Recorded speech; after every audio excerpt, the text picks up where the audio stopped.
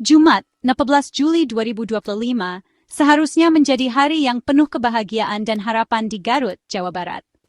Sejak pagi, langit cerah menaungi kota, dan warga tampak antusias menyambut sebuah peristiwa besar yang telah lama dinantikan.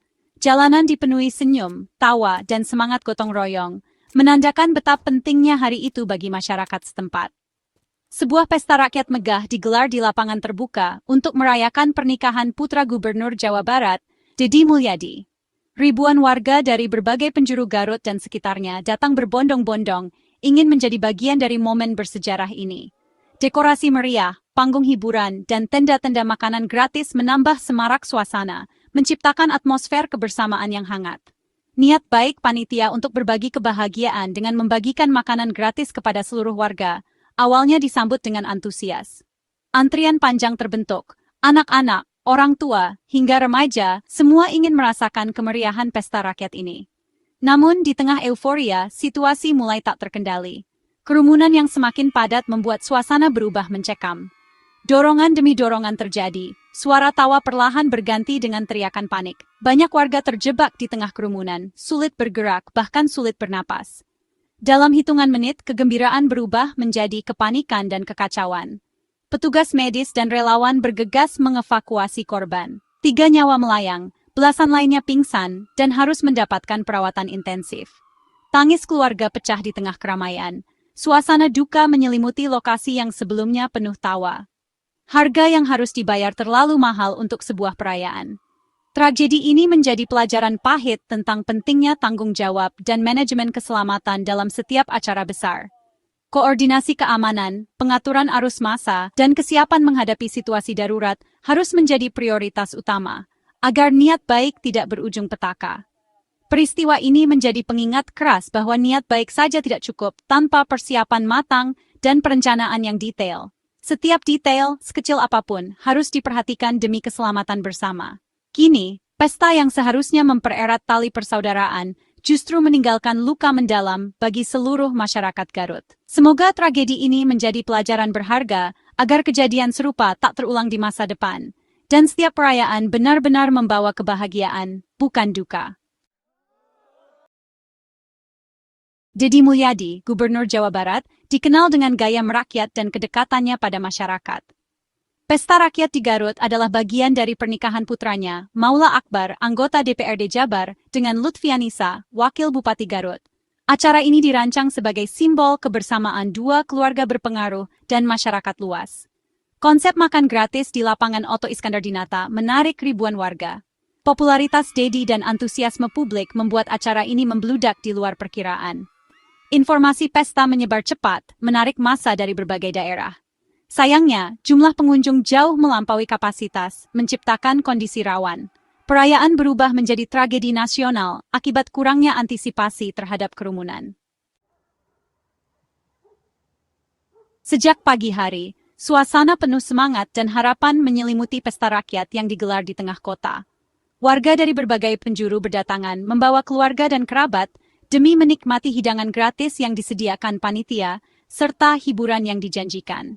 Acara ini memang digelar untuk berbagi kebahagiaan, mempererat tali persaudaraan, dan memberikan momen istimewa bagi masyarakat setempat. Namun menjelang siang, situasi mulai berubah. Setelah salat Jumat, ribuan orang semakin memadati area acara, membentuk antrean panjang di depan pintu masuk. Suasana yang tadinya penuh tawa dan canda perlahan berubah menjadi tegang, karena semua orang ingin segera masuk dan mendapatkan tempat terbaik. Ketika pintu akhirnya dibuka, kerumunan yang sudah menunggu sejak lama langsung bergerak serentak. Dorongan dari belakang membuat tekanan di barisan depan semakin besar, hingga banyak orang kehilangan keseimbangan. Orang-orang yang berada di depan terjepit tanpa bisa bergerak, napas terasa sesak, dan kepanikan mulai menyebar di antara kerumunan. Suasana yang awalnya meriah berubah menjadi kacau dalam hitungan detik. Teriakan panik menggema, menggantikan sorak-sorai yang sebelumnya terdengar. Banyak yang terjatuh dan terinjak, berusaha bangkit namun sulit karena tekanan massa yang luar biasa. Anak-anak dan lansia menjadi korban paling rentan dalam situasi ini. Upaya evakuasi pun sangat sulit dilakukan, karena padatnya kerumunan membuat petugas kesulitan menjangkau mereka yang membutuhkan pertolongan. Beberapa korban akhirnya berhasil diselamatkan oleh petugas medis yang sigap, namun sayangnya, 3 nyawa tidak tertolong. Suasana duka menyelimuti lokasi kejadian, meninggalkan luka mendalam bagi keluarga korban dan masyarakat. Ironisnya, di tengah kepanikan dan tragedi, hiburan di panggung utama sempat terus berjalan. Hal ini menandakan adanya miskomunikasi dan kurangnya koordinasi antara panitia dan petugas di lapangan. Tragedi ini menjadi pelajaran penting tentang betapa krusialnya koordinasi, perencanaan matang, dan kesiapan dalam mengelola acara massal, agar niat baik tidak berubah menjadi bencana. 3 korban jiwa berasal dari latar berbeda, namun nasib mereka bertemu di tragedi ini. Mereka datang dengan harapan dan kebahagiaan, tak pernah menyangka hari itu akan menjadi hari terakhir dalam hidup mereka. Setiap individu membawa cerita, impian, dan keluarga yang menanti di rumah. Namun, kerumunan yang seharusnya menjadi tempat kebersamaan justru berubah menjadi bencana yang merenggut nyawa. Fania Aprilia, 8 tahun, tewas terhimpit kerumunan saat datang bersama keluarga. Ia adalah anak yang ceria, penuh semangat, dan sangat disayangi oleh orang tuanya. Kepergiannya yang begitu mendadak meninggalkan luka mendalam, terutama bagi sang ibu yang masih sulit menerima kenyataan. Fania hanya ingin menikmati acara bersama keluarga, namun takdir berkata lain. Dewi Jubaida, 61 tahun, lansia yang ingin bersosialisasi, meninggal di lokasi akibat kehabisan napas. Ia dikenal sebagai sosok yang ramah dan aktif di lingkungan sekitar. Keinginannya untuk bersilaturahmi dan bertemu teman-teman justru berujung petaka. Keluarga dan tetangga kehilangan figur yang selalu membawa keceriaan. Bribka Cecep Saiful Bahri, polisi yang bertugas mengamankan acara, gugur saat menolong warga. Ia dikenal berdedikasi dan selalu siap membantu siapapun. Di tengah kekacauan, ia berusaha mengevakuasi warga yang terjebak, namun akhirnya ia sendiri menjadi korban. Pengorbanannya menjadi bukti nyata dedikasi seorang abdi negara. Kepergian mereka meninggalkan duka mendalam bagi keluarga dan masyarakat. Tangisan dan kesedihan menyelimuti rumah duka, mengingatkan kita betapa berharganya setiap nyawa yang hilang. Tidak ada yang bisa menggantikan kehadiran mereka di tengah keluarga. Selain korban jiwa, 14 orang pingsan akibat sesak napas dan dehidrasi. Banyak yang harus mendapatkan pertolongan medis di lokasi. Suasana panik dan kepanikan menyelimuti area acara, memperlihatkan betapa rentannya keselamatan dalam kerumunan besar tanpa pengelolaan yang baik. Para korban adalah warga biasa yang menjadi korban kelalaian manajemen acara. Mereka datang dengan niat baik, namun harus menanggung akibat dari kurangnya antisipasi dan pengamanan. Tragedi ini menjadi pelajaran pahit bagi semua pihak agar lebih memperhatikan keselamatan bersama. Tragedi ini mengingatkan bahwa di balik angka statistik, ada kisah dan keluarga yang kehilangan. Setiap nama yang tercatat adalah seseorang yang dicintai, yang kini hanya bisa dikenang lewat foto dan cerita. Semoga kejadian ini menjadi peringatan agar tragedi serupa tak terulang kembali. Deddy Mulyadi segera tampil di hadapan publik, menyampaikan permohonan maaf dan duka mendalam. Ia mengakui insiden ini sebagai musibah berat dan menegaskan tak ada perayaan sebanding nyawa-nyawa manusia. Deddy mengaku tak mengetahui detail pembagian makan gratis, namun tetap bertanggung jawab penuh. Ia menginstruksikan staf untuk membantu keluarga korban dan memberikan santunan 150 juta per keluarga. Seluruh biaya perawatan korban pingsan juga ditanggung. Sikap tanggap dan permintaan maaf Deddy diapresiasi, meski kritik terhadap penyelenggaraan tetap mengemuka. Ia siap menghadapi konsekuensi hukum dan sosial atas tragedi ini. Dalam hitungan menit, suasana lapangan berubah dari pesta menjadi kepanikan. Jeritan minta tolong dan suara sirine ambulans menggantikan kegembiraan. Barang-barang berserakan menjadi saksi bisu kekacauan. Tim medis dan aparat bekerja keras mengevakuasi korban, dibantu warga yang masih kuat.